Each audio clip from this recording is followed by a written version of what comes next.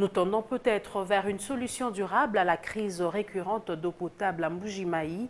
Le Premier ministre congolais a lancé jeudi dans cette partie du pays les travaux d'adduction d'eau potable. Les travaux vont constituer à la réhabilitation du réseau de la Régie des eaux par la construction notamment des grands réservoirs. L'objectif à terme visé par le gouvernement à travers le projet PRISE est d'améliorer sensiblement la desserte en eau potable dans la ville de Mbuji-Mayi. Reportage avec Franck Bambi.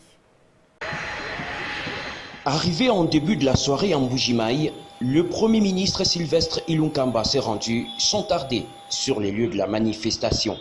La cérémonie de la pose de la première pierre pour la réhabilitation du réseau de la Régie des eaux en Mbuji-Mayi. Ces travaux, exécutés par l'entreprise chinoise Pan China, consistent notamment à construire 2 châteaux d'eau qui desserviront plus de 60% de la population par un système gravitaire.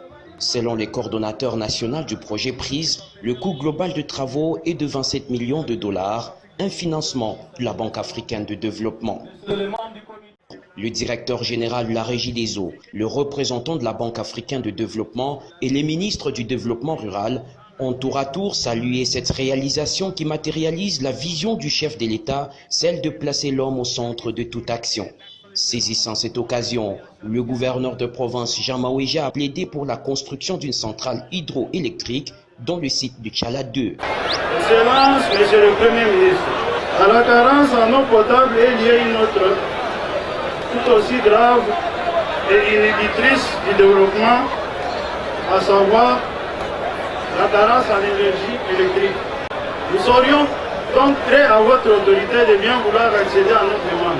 Disponibilisation du site de Tchala 2 pour la construction de la centrale hydroélectrique, de manière à assurer l'alimentation en énergie électrique de l'usine de traitement d'eau de la Régie des eaux. D'après les coordonnateurs nationaux du projet PRISE, ces travaux devraient durer 32 mois. C'est vers 19h locales que le Premier ministre a regagné la capitale.